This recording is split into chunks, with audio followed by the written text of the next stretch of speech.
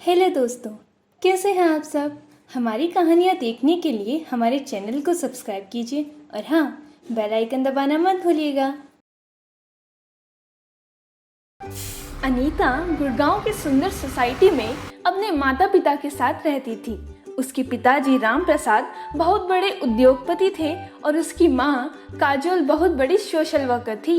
अनीता के माताजी और पिताजी दोनों ही वर्किंग थे, इसलिए उन्होंने अनीता की देखभाल के लिए घर में परमानेंट एक मेड रख ली थी जिसका नाम विमला था। विमला अनीता की देखभाल करती है, उसको स्कूल लेकर जाती है, स्कूल से वापस लाती है, उसके साथ खेलती है और उसे अपने हाथों से खाना खिलाती थी।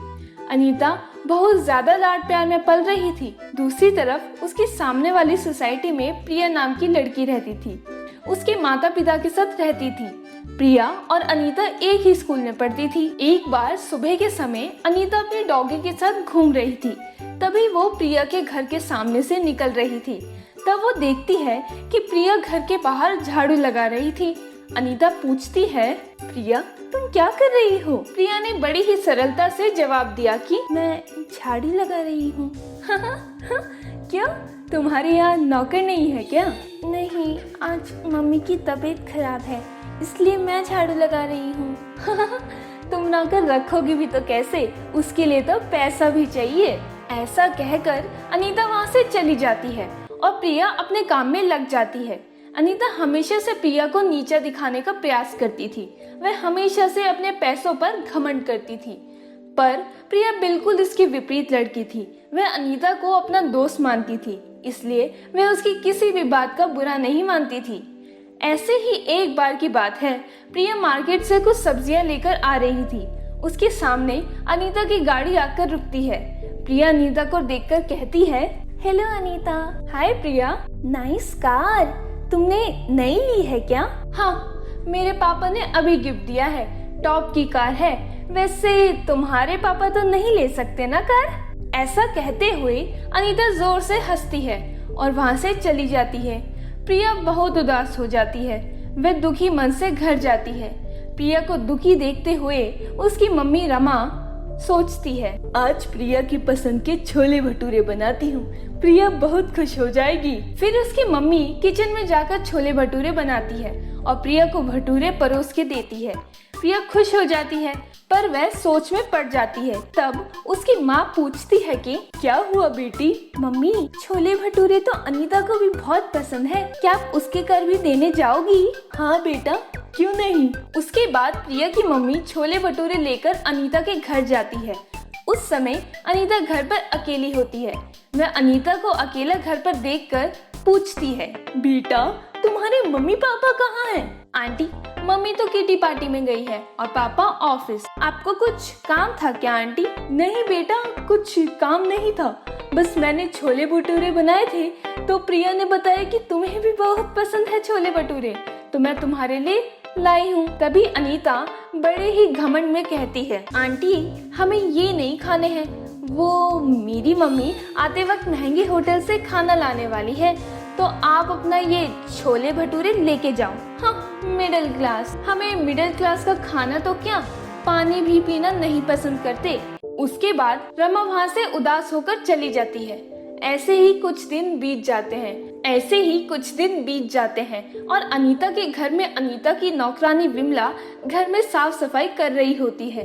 तभी उसी समय अनीता वहाँ आती है और विमला से कहती है, विमला दीदी, आपके पास कितने पुराने कपड़े हैं, कितने गंदे हैं। वैसे आपके पास होंगे भी तो नहीं। वैसे आपका घर ठीक ठाक भी होगा? अरे यार, मैं भी क्या पूछ रही हूँ, अगर आपका घर अच्छा होता तो आप हमारे घर काम थोड़ी ना करती। चलो खैर छोड़ो, आप अपना काम करो वरना आपको पैसे नहीं मिलेंगे। विमला बहुत दुखी हो जाती है और वह दुखी मन से काम करने लगती है। रात को अनीता के मम्मी पापा घर आते हैं तो उसके पापा बहुत दुखी होते हैं। अनीता अपने पापा से पूछती है, क्या हुआ पापा, आप दुखी क्यों हो? उसके पापा ने बड़ी ही परेशानी से कहा कि बेटा, हमारा एक बहुत बड़ा प्रोजेक्ट था जो विदेश जाना था, कल ही सारी तैयारियां कर ली थी, बुक भी कर दिया था, बस भेजने वाले थे तभी उनका कॉल आ गया और प्रोजेक्ट कैंसिल हो गया। बेटा हमने इस प्रोजेक्ट के लिए बैंक से बहुत लोन लिया है, अब हमारा क्या होगा? अब तो हम रास्ते पर आ जाएंगे। ऐसा कुछ नहीं होगा पापा, आप परेशान मत हो। पापा सब ठीक हो जाएगा।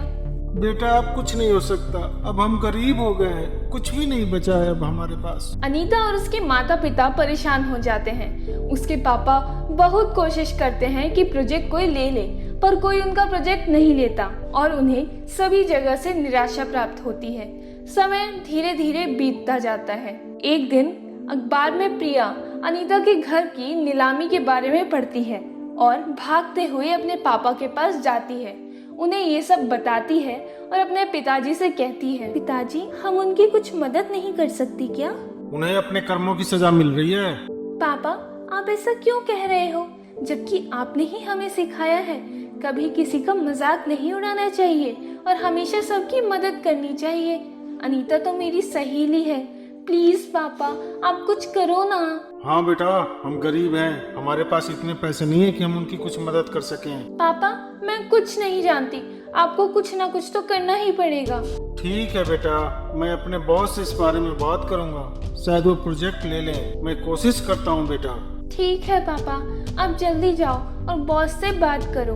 उसके बाद प्रिया के पापा ऑफिस जाते हैं और सारी बात अपने बॉस को बताते हैं और प्रोजेक्ट खरीदने के लिए कन्विंस करते हैं। दूसरी तरफ अनीता रात को एक सपना देखकर डर जाती है और चिल्लाती है। उसकी मम्मी उसकी आवाज सुनकर उठ जाती है और पूछती है, क्या हुआ बेटा, तुम चिल्ला क्यों रही थी? मम्मी मैंने एक सपना देखा, उसमें विमला आंटी, प्रिया, उसकी मम्मी और उसके पापा सभी लोग जोर जोर से मुझसे कह रहे थे कि ये तुम्हारे कर्मों की सजा है और तुम हमें नीचा दिखाओ, हमारा अपमान करो। तुम जब नीचे गिरोगी ना तब पता लगेगा कि गरीब क्या होता है और गरीबी क्या होती है। जब तुम भी छोटी छोटी चीजों के लिए तरसोगी ना तब पता चलेगा। मम्मी ये सब मेरी ही गलती है, सही में मेरी ही गलती है, मुझे मेरे कर्मों की सजा मिल रही है। हमने तुझसे पहले ही कहा था ना कभी किसी का अपमान नहीं करना। अभी भी देर नहीं हुई है, तुम विमला आंटी और प्रिया के परिवार से माफी मांग लो, वह जरूर तुम्हें माफ कर देंगे। हाँ मम्मी ठीक है, मैं कल सुबह ही उठकर उनके घर जाकर माफी मांगूंगी। अगले दिन सुबह सुबह अनीता अपने मम्मी पापा को लेकर प्रिया के घर जाती है और प्रिया से कहती है, मुझे माफ कर दो प्रिया, मैंने हमेशा तुम्हारे पापा और माँ की हमेशा बेइज्जती की है, मुझे माफ कर दो, मुझे अपनी गलती का एहसास है। अरे क्या बेकार की बातें लेकर बैठ गई हो, तुम मेरी दोस्त हो और हमेशा रहोगी। इस दोस्ती में कैसी माफी? मुझे पता चला कि तुम्हारा घर नीलाम होने वाला है, तो मेरे पापा ने उनके बॉस से बात की है, वह रिक्वेस्ट कर रहे हैं। इतने में प्रिया के पापा वहां पहुंच जाते हैं और अनीता के पापा से कहते हैं, भाई साहब आप परेशान न हो, मैंने अपने बॉस से बात कर लिया है, वो आपका प्रोजेक्ट खरीदना चाहते हैं। यह सुनकर अनीता के परिवार के सभी सदस्य की आंखों में खुशी के आंसू आ गए। उन्होंने तुरंत ही प्रिया के पिता को गले से लगा लिया और कहा, भाई साहब आपका बहुत बहुत धन्यवाद, आप हमारी मदद ना करते तो हम रास्ते पर आ चुके होते। मैं किस मुंह से आपका शुक्रिया अदा करूं? अपनों का भी कोई भला शुक्रिया अदा करता है क्या? और फिर खुशी से हंसने लगते हैं। दोस्तों अगर आपको ये कहानी पसंद आई हो तो चैनल को सब्सक्राइब कर लें, बेल नोटिफिकेशन दबा लें और कमेंट करके ज़रूर बताएं कि आपको कहानी कैसी लगी। धन्यवाद।